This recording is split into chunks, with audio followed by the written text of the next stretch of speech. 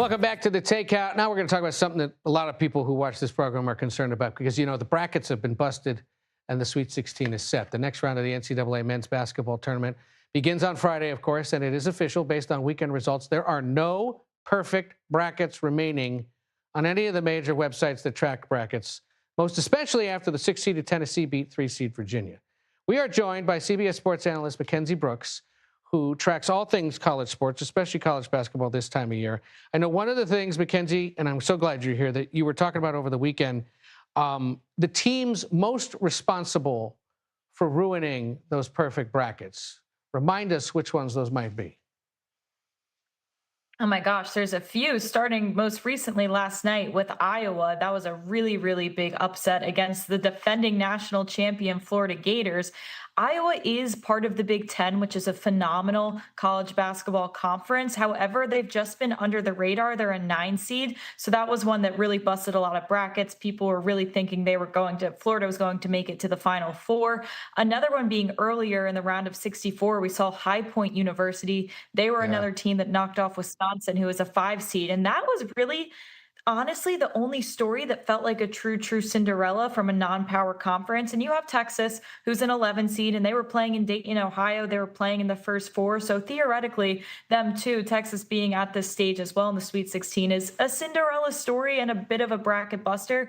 But the fact that they're from the SEC, the fact that they're an NIL powerhouse, it doesn't feel as much like the Cinderella story as maybe a High Point or even an Iowa feels like, honestly. You were talking about how this has been mostly chalked up to a chalking tournament so far. Remind the uninitiated what we mean by that.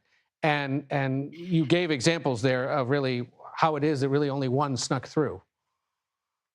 Yeah, I think the beauty of March Madness and why it keeps its magic despite, transfer portal, NIL, and all of these things is typically you're still going to get these upsets, right? These teams that are supposed to win are just going to lose far earlier than they're supposed to. So this year, it's felt like just the favorites are winning, the higher seeds winning, the bigger teams winning, the team with the more money.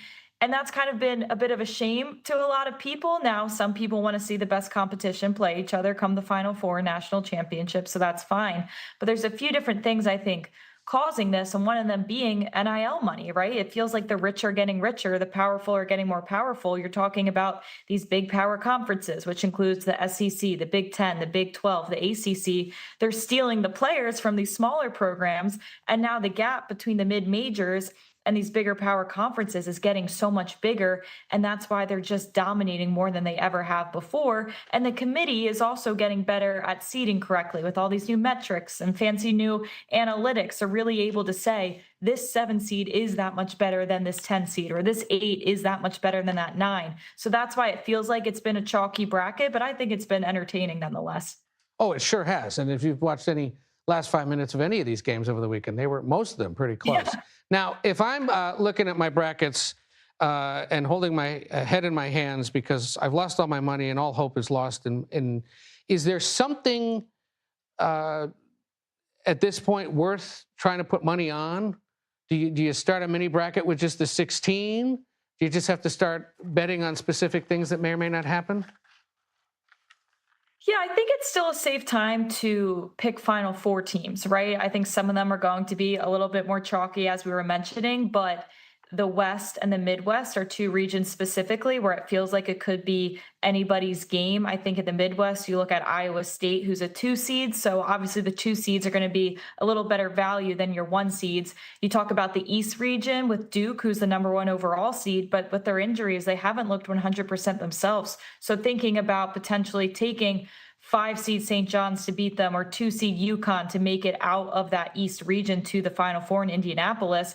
I think this type of year, the way that Duke is playing and kind of the hiccups we've seen from them, it might be worth taking the shot on maybe a 2 seed or 3 seed to make it to the Final Four. And you're going to get a far better payout than taking, say, Duke, Arizona, or Michigan. I may have to play some new bets then. All right. Mackenzie Brooks, thank you so much for joining us. Good luck with the rest of the tournament. We'll have you back at some point to talk about the finale, and then we'll look ahead to college football. We'll appreciate